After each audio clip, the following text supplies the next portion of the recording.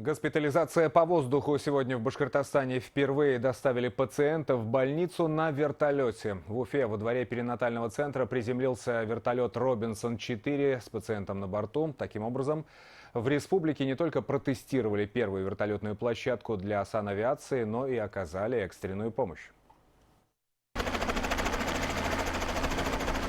Быстрая госпитализация и мягкая посадка. Когда на счету каждая минута, на помощь приходит санитарная авиация. На борту пассажир с травмой позвоночника. У жительницы Нуриманского района резко ухудшилось состояние. Врачи приняли решение о срочной госпитализации пациентки в Уфу.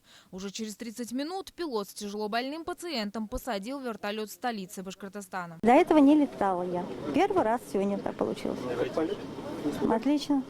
Нет. Пациентка из Нуриманского района стала первой, кого госпитализировали в больницу воздушной авиации. Вертолет «Робинсон-4» приземлился на посадочной площадке во дворе Республиканского перинатального центра. На сегодняшний день она пока единственная, находящаяся на балансе Минздрава республики. Быстрая доставка. Он летит же напрямую по дорогам. Допустим, до Киргиз-Маяков, если ехать по объездным путям, получится не менее 3 часов. На вертолете 45-50 минут можно долететь.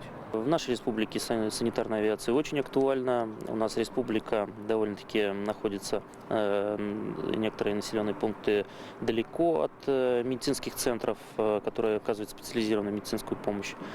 Санавиация поэтому очень актуальна. В 2020 году Министерство здравоохранения России увеличит финансирование санавиации в республике с 17 до 50 миллионов рублей. Планируется приобрести 2 вертолета, которые будут оснащены всем необходимым для оказания первой медицинской помощи. От медикаментов до аппаратов, искусственной вентиляции легких и дефибрилляторов. В соответствии с проектом, который разработан совместно корпорацией Минздрава и Гостранса, планируется строительство 6 вертолетных площадок в городе и 8 площадок в республике. Также приобретение 2 вертолетов с медицинским модулем. Ежедневно дежурит 2 воздушных судна, самолет Ан-2 и вертолет Робинсон-44. В нашей республике такое дежурство производится постоянно, круглогодично, ежедневно, с восхода до захода солнца. Вертолет летит со средней скоростью 180 км в час. Так, полет от Красной Горки до больницы занял около 30 минут.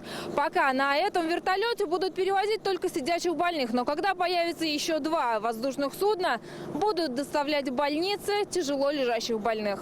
Санавиация поможет сохранить сотни жизней. В пример медики приводят ЧП под Улутиляком. Тогда, в 1989 году, мощный взрыв полностью уничтожил 2 пассажирских состава. По официальным данным, в них находилось около 1200 человек. Почти половина погибли, многих пострадавших удалось спасти благодаря госпитализации на вертолетах. Сегодня средняя стоимость одного полета по примерным оценкам будет составлять около 200 тысяч рублей. Деньги, конечно, немалые, но человеческая жизнь гораздо дороже, говорят медики. Айгуль Рязяпова, Ильнур Ямагулов, Новости Уфа.